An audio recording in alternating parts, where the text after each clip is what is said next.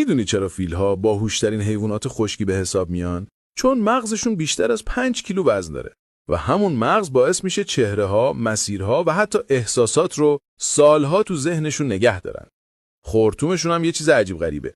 از 40,000 تا ماهیچه ساخته شده و باهاش میتونن هم یه درخت رو بلند کنن، هم یه دونه برنج رو خیلی دقیق بردارن. فیل‌ها یه جور خاص با هم صحبت میکنن. صداهایی میسازن که ما اصلاً نمیشنویم. اما تا 16 کیلومتر دورتر میره. با این همه هیکل جالبه که خیلی بی صدا را میرن، چون کف پاشون نرم و اسفنجیه و صدای قدم‌هاشون رو میگیره.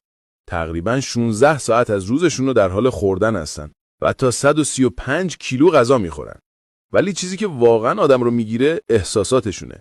فیل‌ها برای مرده‌های خودشون سوگواری میکنن، چیزی که خیلی کم تو دنیای حیوونا دیده میشه.